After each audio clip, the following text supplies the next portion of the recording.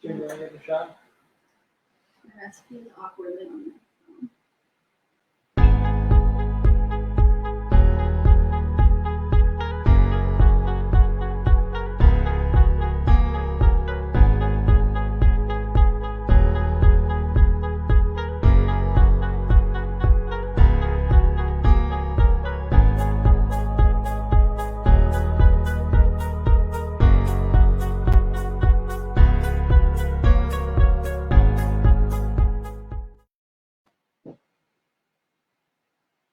All right. Hi, folks. Thank you for joining us in the Vermont Wild Kitchen. Usually this time of year, we would be doing cooking seminars like this live. The ramps come up during the springtime, and you can find them under deciduous trees, and they really like that full sunlight in the spring when the leaves aren't out. This is a rear shank, so it came off one of the rear legs. Down here would be the bone that goes to the hoof, and then up here the rest of the leg. This is my favorite part of any fish, is the cheek. It is just tender, sweet, succulent. It's the best bite. I'll take that over a loin, a belly, a tail any day. And there's a shame there's only two of them, and they're so small on a fish. Here's an example. There is this really beautiful brick red mushroom with this really gorgeous gloss and white all along the edge. What we're really trying to do here is just bring you into our kitchens and show you just how easy and just how delicious it can be to not only cook with wild ingredients, but also pair those up with the farm fresh ingredients that can be found throughout Vermont. All right. Welcome to the Vermont Wild Kitchen, folks. We are so excited to have you here today. As you know, we produce this show every third Thursday of the month. Because really these worlds of wild food and farm fresh foods are so intertwined.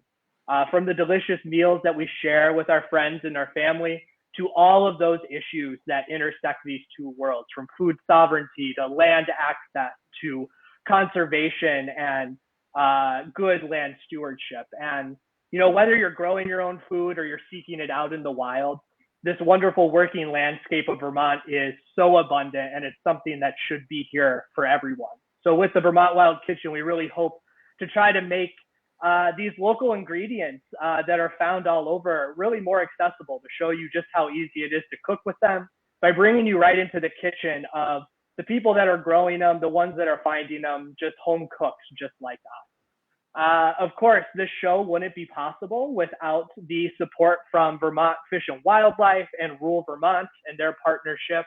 And if you can learn more about what those two organizations are doing, we're going to start leaving comments in the chat. So highly recommend you check them out, sign up for their newsletter, follow them on social media. And also, we want to give a shout out to King Arthur Baking Company, which is really helping to support bringing folks like our guest today, Corey and Jake, into the kitchen to cook with us. And if you are new to this, don't forget to check out past episodes. You can find a whole playlist on the Vermont Fish and Wildlife YouTube channel. We've been doing this for a little bit over a year now, so there's lots of fun episodes for you to dive into. And if you haven't already, please sign up for updates from the Vermont Wild Kitchen. We will send out reminders about shows that are coming up, and we'll send out fun recipes and links to all the great people that we have on the show each day. Gosh, if we were doing this each day, every month. So without further ado, I am really excited to be able to introduce Corey Froning and Jake Kornfeld. Not only do I feel lucky enough to count them as friends, but they are a couple of badass farmers. Corey is the veggie manager and czar of vegetables at Bread and Butter Farm in Shelburne, and Jake runs the show at the farm at VYCC. Of course, I would recommend that you all check out their respective farms and what they're doing here in the community, producing some really delicious food. And now I know you're wondering, this is called the Vermont Wild Kitchen. We have a bunch of farmers on, but that's the beauty of it, because all of this wonderful food here is produced in Vermont, and let's be honest, it's the middle of February and pickings are slim out there. So we're diving into our freezers and we're jumping into our hoop houses to be able to find a delicious meal for you to cook up. So Jake, Corey, welcome to the Vermont Wild Kitchen. Thank you so much for being here. If you want to say anything else about who you are and tell us what you're going to be cooking today and demonstrating. Sure.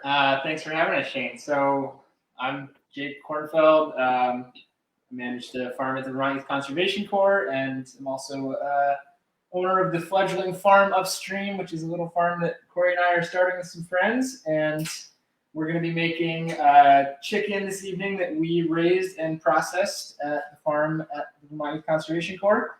And I just pulled it out, so my timer beeps, but it is not quite done yet. So it's going back in. You're showing off the TV show magic of how you're going to spatchcock a chicken and also pull out a fully cooked chicken within the next half an hour or so.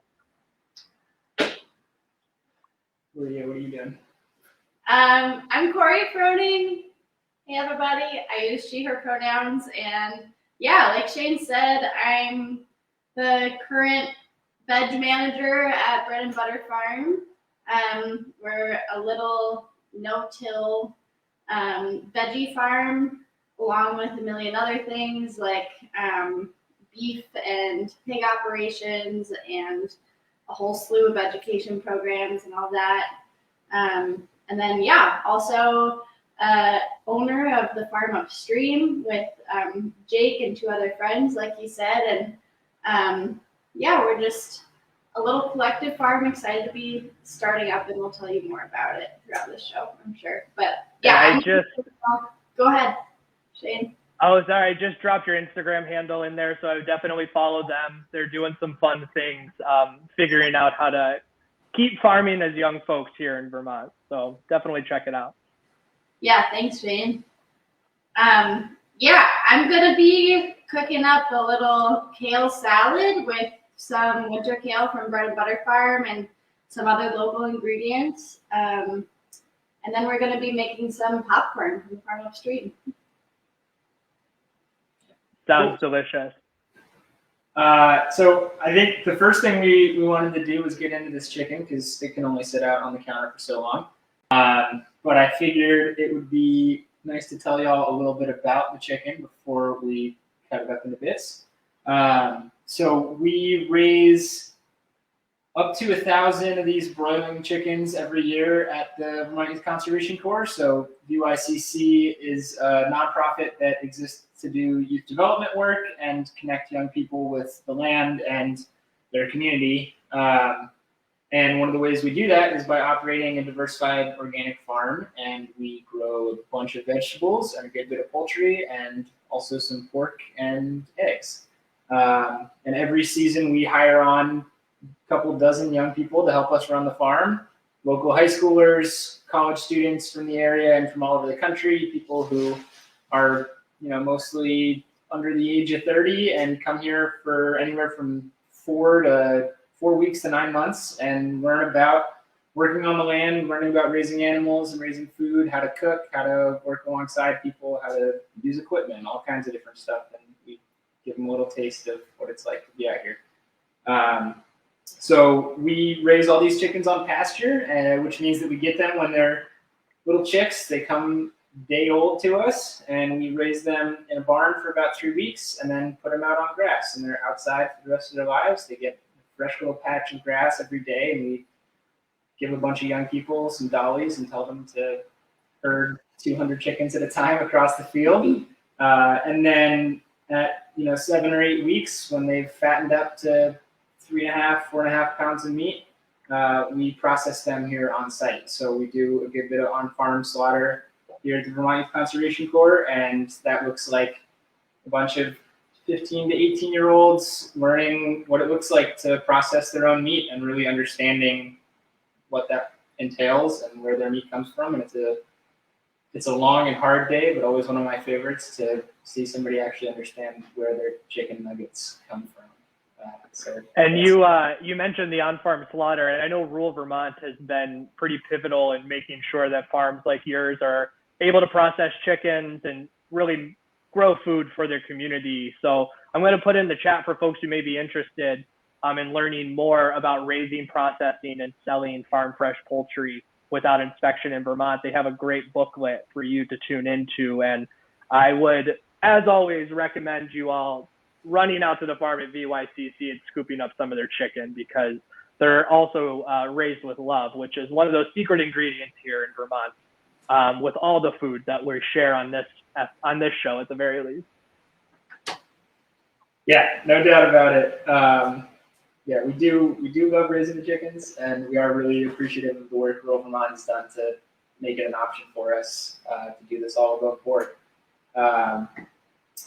We mostly distribute our chickens through our farm stand that's here in Richmond, and also through a program we have called the Healthcare Share, which is a CSA for community members who experience food insecurity or a diet-related illness, and their doctor will prescribe them a weekly CSA share that they can pick up at the hospital, and we're the ones who grow the food and distribute it. So if you're a Central Vermont Medical Center patient and you are in the Healthcare Share, some of these birds will be coming to you this upcoming season.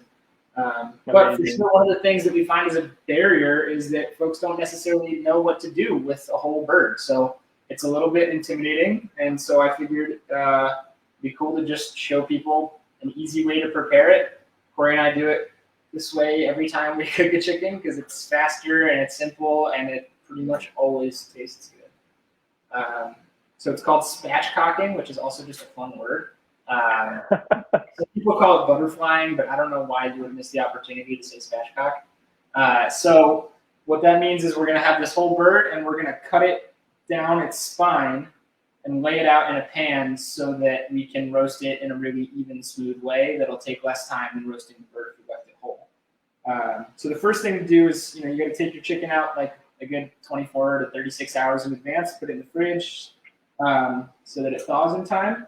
It's always a good idea to check inside the bird to make sure that there's no giblets in there, no organs left over, or any packaging. Sometimes farms will put the giblets in a little bag, and you just want to make sure you get that out of there. And then we're going to flip the bird over onto its breast, and we want to be as gentle as we can because we don't want to smush that breast meat, but we are going to have to use some elbow grease here. So once we've got it on its breast, we're going to take a knife, or if you have a good pair of kitchen shears, that's maybe actually easier, but I don't have a good pair of kitchen shears, so I've got an 8-inch chef knife, and it works pretty well. And I'm going to start by finding the spine, which is right down the middle of the back, and it's like a nice little ridge. You can feel it pretty easily.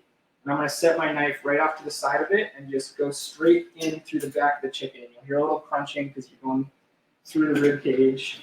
And I'm just going to work my knife down along the side of the spine to the tail, and then finish that cut up to the head. And if I wanted to get really fancy, you can actually cut out the spine on the other side and save that for your stock, but I would say most times we just keep it simple and it's one cut. That's all you need to do. And that's spatchcocking a chicken right there. So then we're going to flip it back over so it's on its back, and we're going to just take our palm and press down in the middle of the breast just to sort of flatten the bird out a little bit.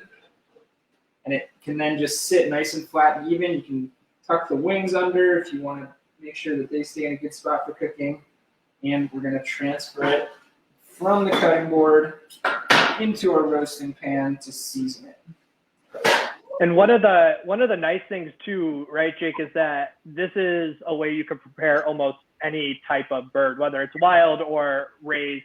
Rob commented saying he spatchcocks partridge and chukar and cook on a pellet smoker.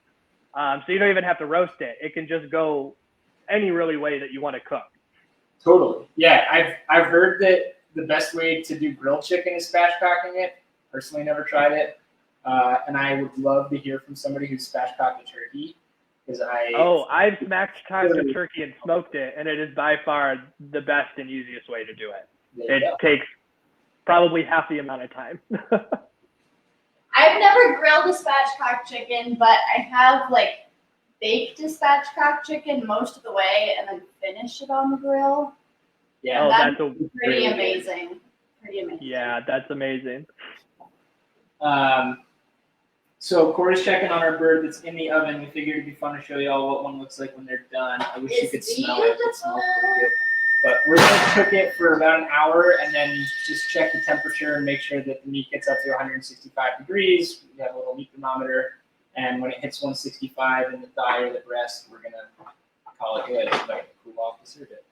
But a really simple seasoning that we like to do is just spread a little lemon juice across the skin of the chicken and just kind of rub that in. It's okay to be a little generous with it. It's definitely not going to hurt. And then just some really basic spices. We usually do some pepper, do some salt, and then a couple of herbs. And the best, I love this too, because you can really be cooking the chicken any time of the year. You could be using the stuff that's in your pantry. You could be using the fresh herbs that are growing during the middle of summer. And it's just an easy go-to staple that's going to feed a lot of people as well. Great potluck dish, great dish for kids and families. And if folks who are tuning in have any special way that they cook their chicken, any special spice blends, feel free to drop that in. Always interested to see how we can expand our cooking repertoire here with some creative ideas. For sure. Yeah, and then definitely at the end, gotta lather it up with some olive oil.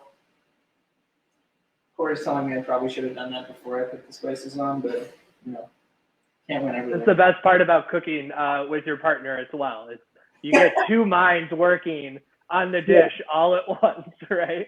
She's the chef. I'm the sous chef around here. I would even suggest after you rub it with olive oil, throwing some more spices on there. Yeah. But that's my suggestion. The beautiful thing about a spatchcock chicken is you really can't do it wrong. No, you can't. We've also been experimenting with the dry brining. There is a way to dry brine wrong, is when you let it go way too long, and then all of a sudden it's a salt bomb. So be careful, folks, if you're out there trying to dry brine.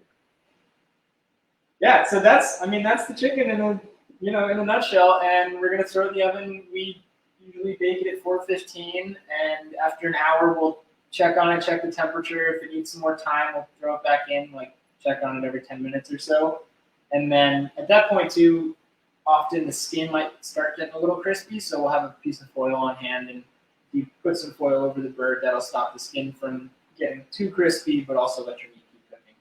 So awesome. And that's so simple. Again, such an easy way to prepare some really fresh Vermont protein that you're going to be able to find in your grocery store, your farm stand, or in your freezer tucked away in the back. Yeah, Jake, did you want to talk at all about how buying and cooking a whole chicken is also a great way to save money, especially if you're buying local chicken? Yeah, no doubt. I mean, it's definitely the most economical way to buy chicken.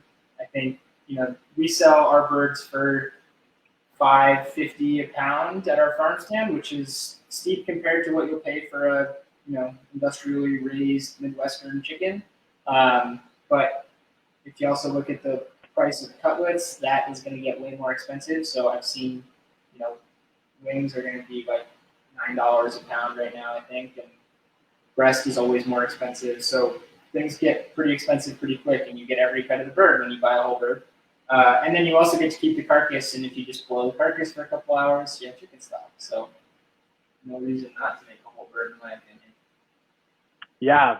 And we do have a couple episodes too where people show how to break down a bird. You can cut this up all at once if you buy a couple, throw in the parts in your freezer.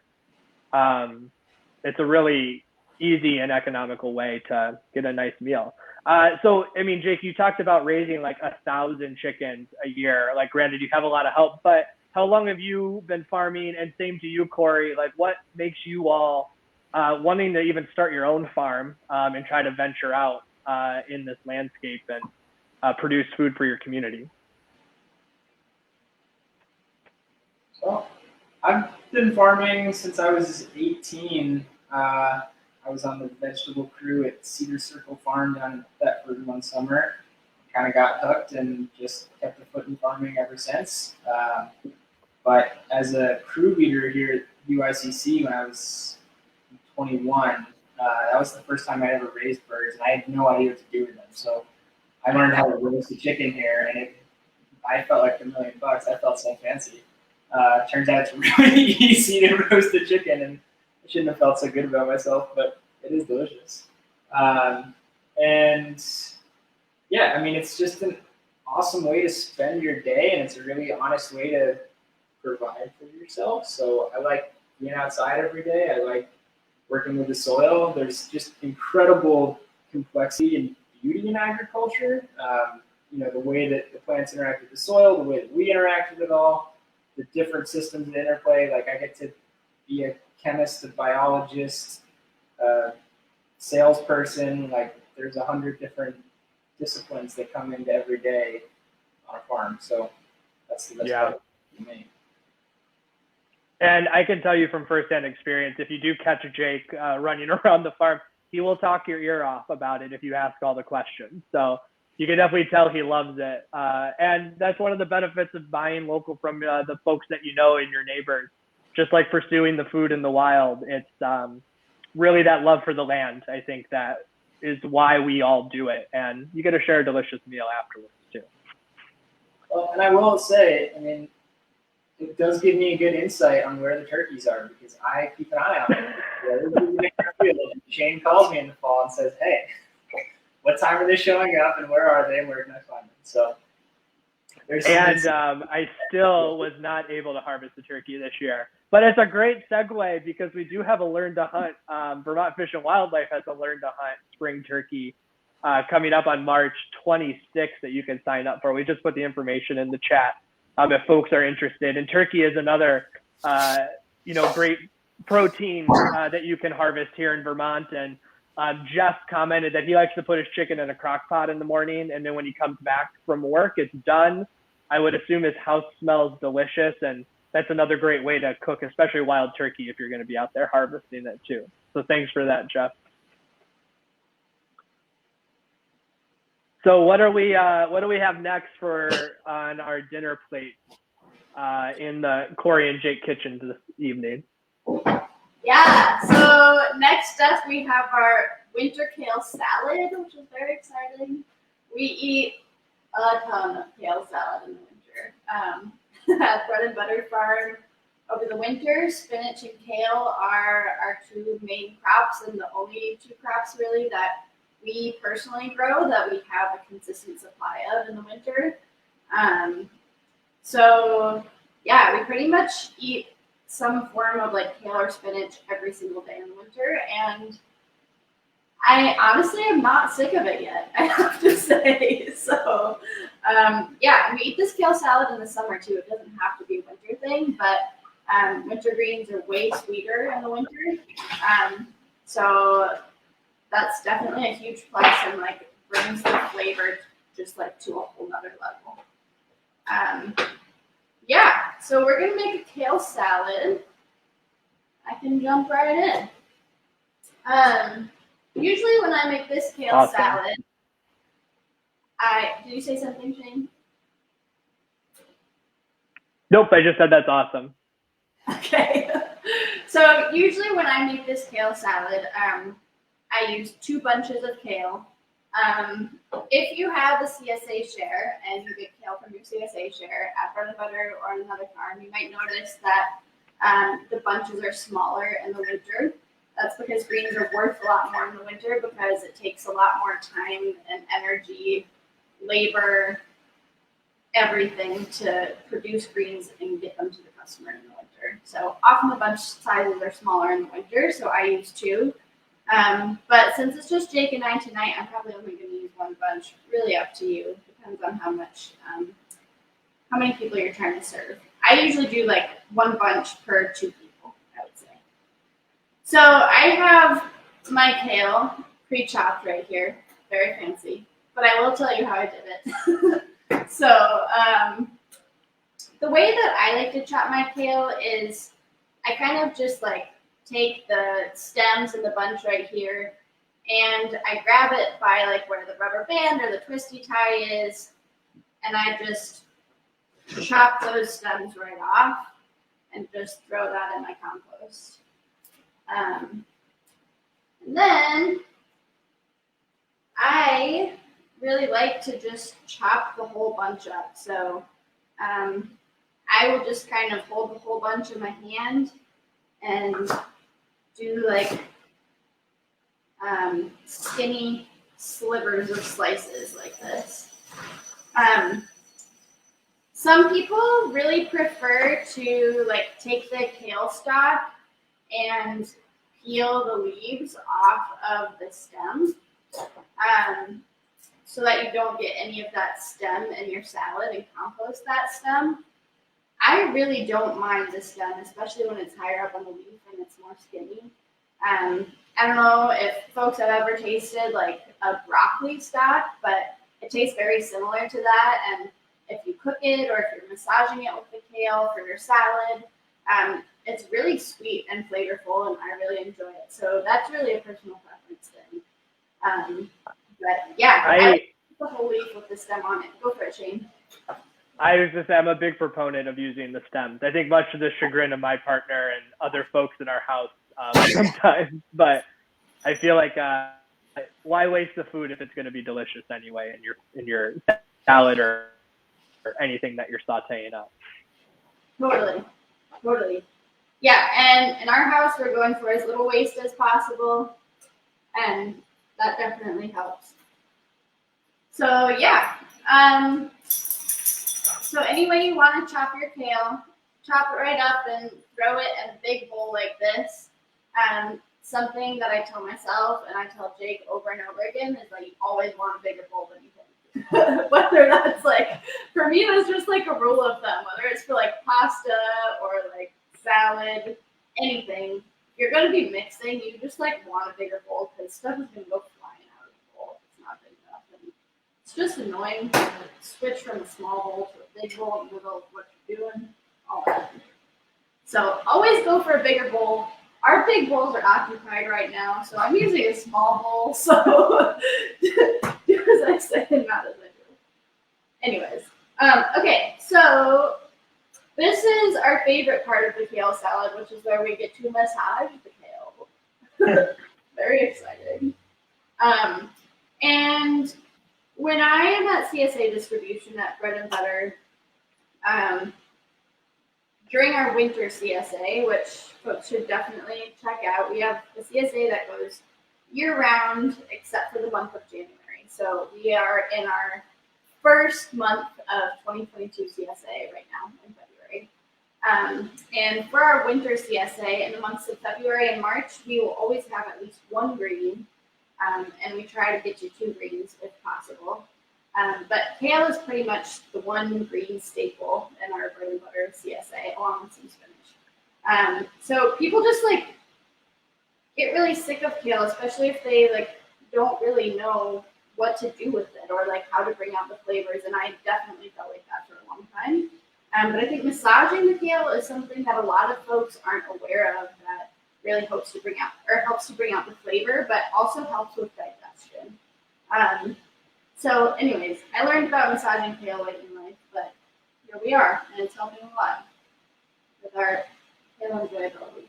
Okay, so I just poured a ton of oil into my hands, and that's what I do every time. Just poured it right into my hands, and I'm lathering around olive oil. I've never used any oil other than olive oil for massaging kale, and I don't know if you have, Shane.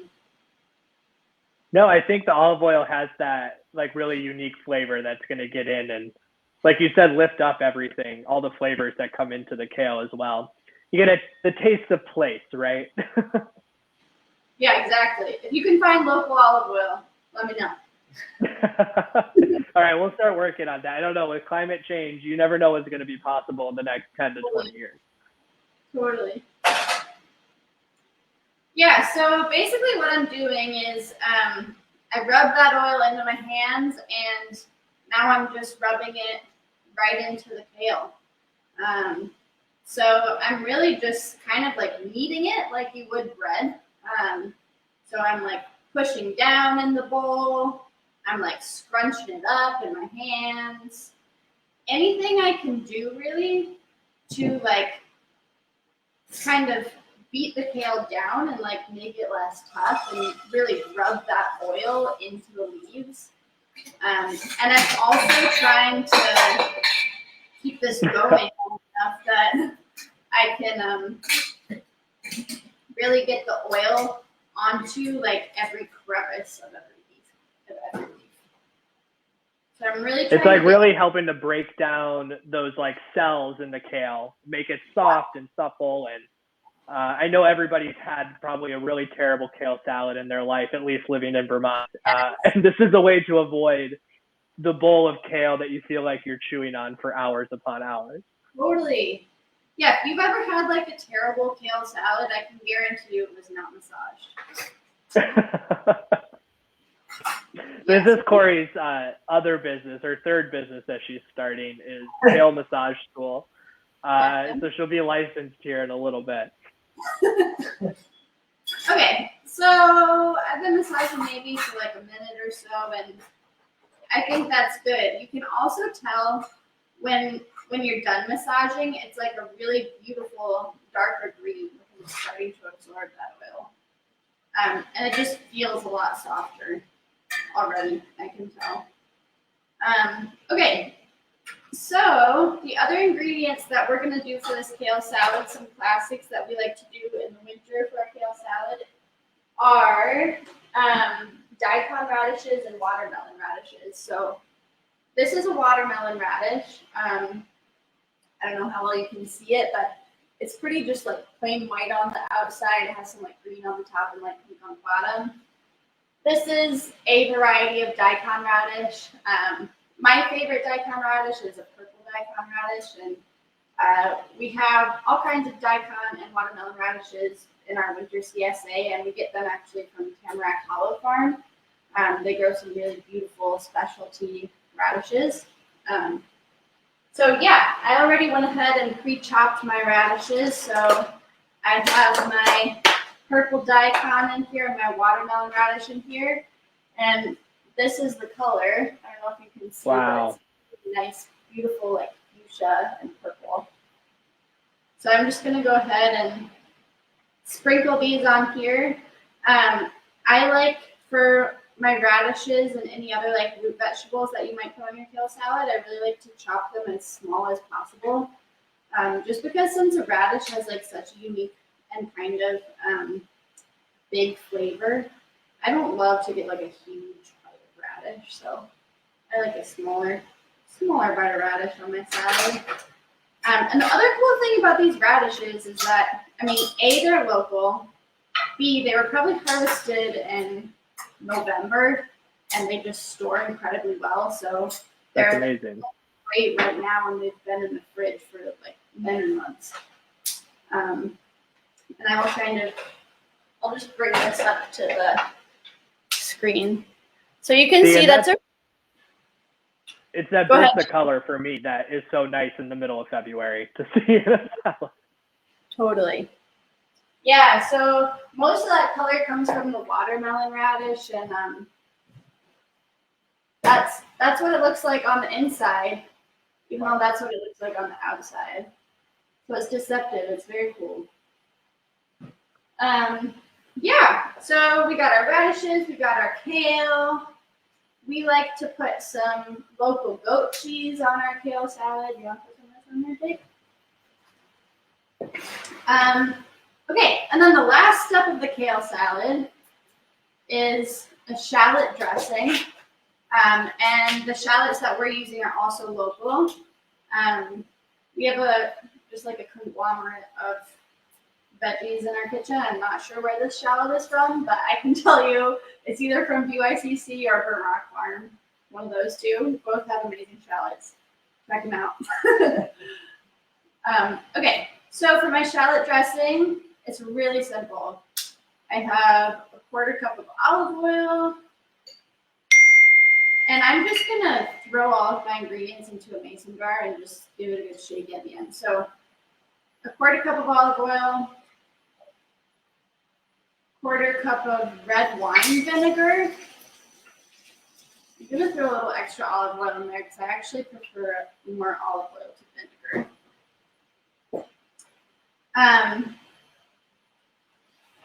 I chopped up my shallots already, but this is a huge local shallot. I think this is from Vermont Farm. So I chopped one of those up, and I'm gonna put just like a handful or two of diced shallots in there.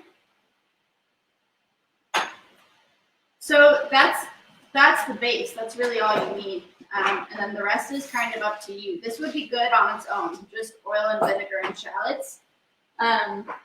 I think for me, mustard is a must-have, so I'm gonna just add a teaspoon of stone ground mustard in here. I really love a little bit of like spiciness and a little bit of kick in my dressing, but you don't have to. I'm also gonna do a little splash of lemon juice and a little bit of honey, but you also definitely don't need the honey either. So all of these things are just kind of for fun. And dressings, I mean, you can make so many different types of dressings with what you can find in your pantry. And it goes with just about anything. On the kale salad, with anything that you're pulling out of your freezer for the main course. And I know we're a big fan of maple balsamic. Pretty much always have a jar sitting in our fridge 24/7 to be able to pull out. Totally. Yeah, so I'm just adding a little bit of sea salt and some pepper. And then my favorite herb to put in dressings or on a chicken is thyme. I just really love thyme. So I'm going to throw a little bit of thyme in there. And that's all. So I'm going to shake up my dressing. And then technically, for a dressing like this, that's just quick and easy, you're just supposed to let it sit for like 5 or 10 minutes, just so that the flavors can really kind of marinate and come together.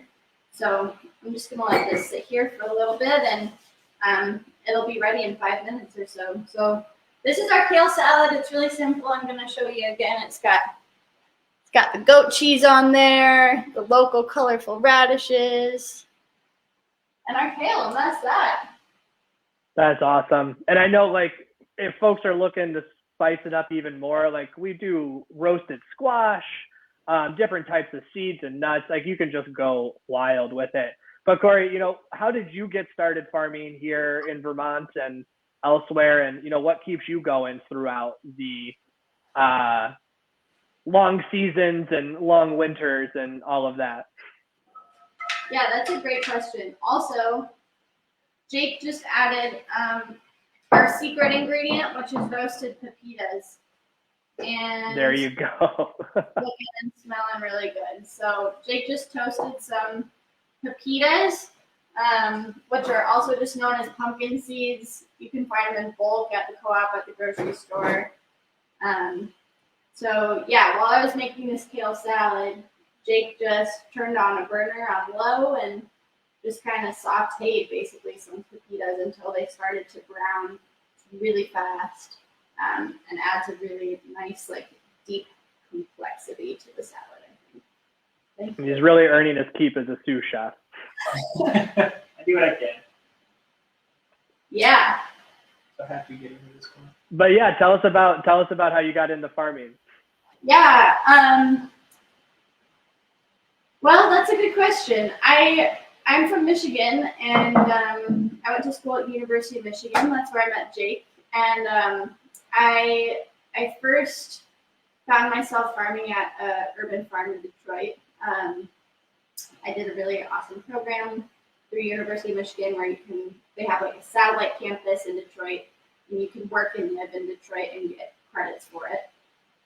So yeah, I started farming first at an urban farm in Detroit, and was just like really struck by how I think that farm that I was at was like the safest and like most vibrant community center that I had experienced in Michigan, really. And it was just a place for community to like come together and feel taken care of and share food and like help meet each other's basic needs.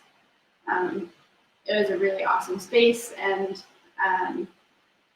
so yeah, that's really what got me really excited about farming. And I think, yeah, I I was really excited about growing food for the community, but also having the farm be like a space where a community is held, and like can help have their basic needs be met there, whether that's like cooking food or like harvesting food, accessing food, or just like being in community and like having a cup of coffee with someone, or like having childcare through a class or education program, something like that. So yeah, for me, it's like, it's all about the community. It's all about the people, actually. And that's kind of how I found myself to Bread and Butter, because they're really community-oriented farm. They have education programs. They have a cafe. It's just a community hub in a million different ways that is providing food for the community, but also so much more. I love that community keeps cropping up in all of these conversations from both of you and folks that, you know, I think we all talk to on the regular, and food always seems to be that connector, whether it's grown here or found here or hunted or fished. And I think that's what makes this so special. So I appreciate you all sharing your stories, but also your food with us. And I know you have, well, we want to definitely see the chicken, and I know you have a last little snack that you're going to be preparing, right? Because you both love farming so much that you want to venture out on your own too, with the Farm Upstream, which again, if you folks haven't yet, definitely follow them on Instagram and keep up with what they're doing there. Yeah, so I guess before we move into that, here's your spatchcock chicken. I wish we could share it with you all, but it's just got like a beautiful brown skin and a little bit of crunch, but not too much. And yeah, we just keep an eye on it until it gets to our food safe 165 degrees, and then I'm gonna feast on it later. And I wish that Shane and the rest of y'all were at the table with us. But it's always my the worst part about doing this show is that I am on the other side of a screen from what is clearly a delicious looking meal getting prepared. And don't get me wrong, I tried my hardest to get there, to make my way into their kitchen, but we will have to share a meal at another time. Yes, the last thing we wanted to do this evening was make a little bit of popcorn. So Corey and I and our friends Spencer and Jacqueline, we all banded together this past season to form a little LLC that we call Farm Upstream. And we grew some wholesale delicata squash and this popcorn called Dakota Black. It's really beautiful popcorn. Let's see if I can show you. I mean, it's a nice, like, deep purple kind of color. And one of the things I really liked about this popcorn is that it's what's called open pollinated, which means that if you are careful about keeping it away from other varieties of corn that might be setting seed at the same time, you can just reuse these kernels next year and grow a new plant from it. So you don't have to go to the seed distributor every year. You can just say what you have and create your own little unique strain of Dakota Black popcorn. It's also awesome because it's like actually flavorful. I always just kind of thought of popcorn as being a filler food. You know, it's just something for butter and salt, like another excellent vehicle for butter and salt. I'm not knocking that. I think you do what you want to do. But it actually like has its own character and its own flavor, which is really nice. So I'm gonna turn this a little bit, I think. Yeah. And you all are selling this beautiful popcorn in different places, right? Are there any spots that folks might be able to pick it up or they'll see it on the shelves? So we already sold out of this year's crop. All right. Well, I stand corrected. Everybody, you can't have any popcorn this year. You want to get your orders in early. Yeah, we sold, most of it went through the Vermont Bean Crafters. They distribute these bean boxes, they call them. And so they sent out popcorn as a fun surprise in one of their boxes. Oh, that's amazing. We'll be growing more this season, not to worry. Yeah. But yeah, it turns out there's not a whole ton. There are definitely some really awesome popcorn producers in Vermont already, but it seems like the demand for local popcorn is not met yet, which is awesome. So we're going to be doing more this year, which is really exciting because it was a really, really fun crop to grow. We were all pretty stoked about it. you two and your partners in this like kind of had some unique ways that you're going about farming this year. Do you want to talk a little bit about like where you were farming, like how you kind of got started with this year and where you're going over the next year and beyond? I do, yeah. Okay. Jake is gonna focus on making the popcorn so that we don't burn it. Okay, but I'm gonna Good just tell you delegation. a couple tricks to it that we've learned through this. So the way that we've been doing stovetop popcorn, which is more consistent with this stuff than putting it in the microwave, is you get your canola oil or veggie oil, some kind of like high heat oil, cover the bottom of the pan so that you got just like a little bit, enough that you're not like deep frying your popcorn, but enough that you're not gonna burn it. Turn it to like medium heat and then put just like 3 kernels in and wait for those to pop. And that's when you've got your oil temperature right. And then you're gonna add enough to like cover the bottom of the pan, take it off the heat for like 20 seconds, which just like lets the kernels warm up, and then put it back on the heat and it'll just pop like crazy. So there's a little bit of nuance because also popcorn, it turns out, needs really specific moisture content. And if you don't get between 12 and 14% moisture, it maybe is not going to pop. And to test that, you have to have really expensive equipment. And so what we do is we just make a batch every week, and when it's good. That seems like the Vermont way for sure. I very much appreciate that. So anyway, Corey, back to you. Well, Jake, interrupt me if there's anything you want to point out while you're doing the popcorn for sure. Because it is really nuanced. It's like more complicated than I thought to make popcorn well. So, but it's still just a snack. But still relatively easy, folks. Don't let them scare you away from their beautiful popcorn that they're popping. We're gonna have to work on your sales pitching as you get it's up and running. I can vouch for the fact that locally grown popcorn tastes so different than popcorn that's just like in your grocery store. It's pretty awesome. It's just like really has its own flavor as a food, which like Jake was saying I didn't know before. But yeah, so the Farm Upstream is myself, Jake, our friends Spencer and Jacqueline. Jake and Spencer have known each other for a really long time. They grew up together. Jacqueline is Spencer's partner, and myself, Jake, and Spencer all farmed at Maple Wind Farm together when Jake and I first moved back to Vermont. So we've just, I think since we all worked at Maple Wind Farm together, we've been just like dreaming and chatting and visioning about maybe farming together in the future. And last winter, we decided to just like take the leap and make it real, which was really exciting. We formed an LLC last winter. We're called the Farm Upstream. And we started just by leasing like half-acre land at Cloudwater Farm, which is owned by Joe Bosson. And he's just been really generous with us along the way. And he's given us access to a really fair, generous, amazing lease where we have land access and we also have access to some of his equipment and shelter, which has been really crucial for us as beginning farmers who don't have a lot of capital, who don't have land access, et cetera, et cetera. Mm-hmm.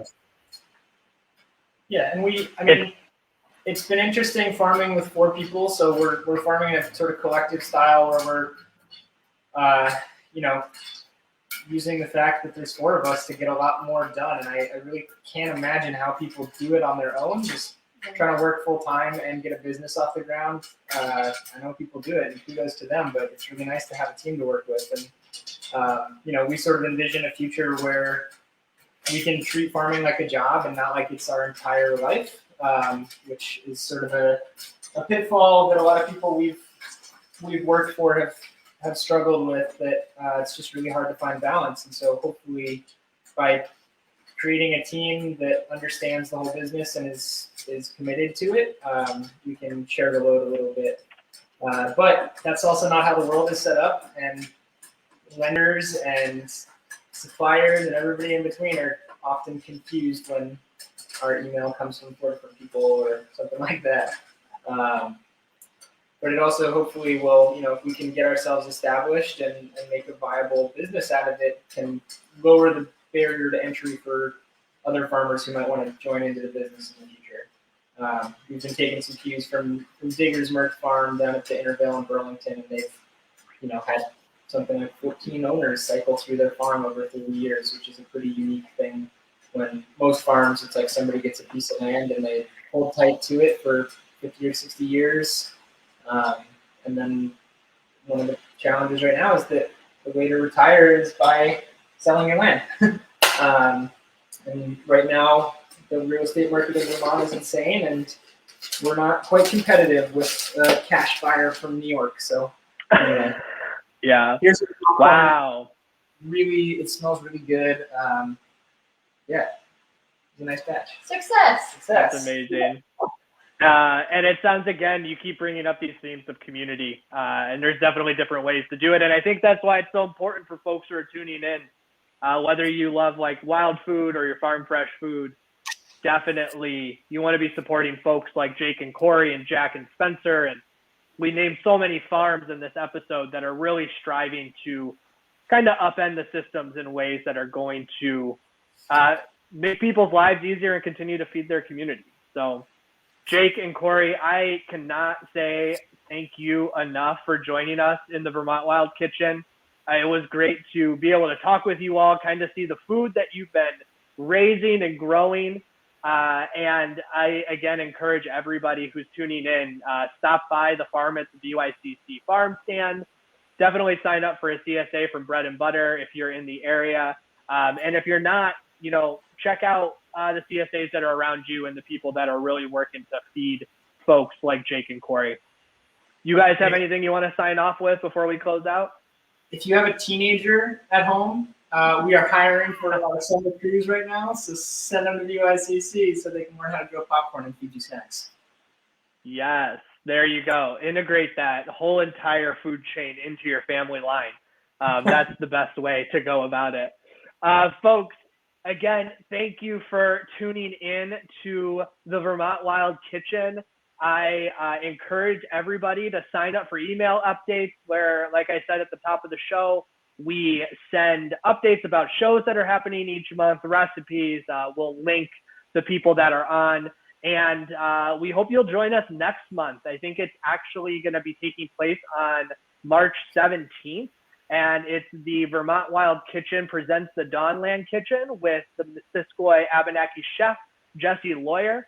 So we have him on semi-regularly. So it's going to be something good and delicious and really grounded in the food that you can find and grow here in Vermont. Jake and Corey, I can't say thank you enough. I'm so glad we could have you on. And to everybody, I hope you all have a good night and happy eating as we thaw out and probably freeze again in the next couple days. Thanks, Shane.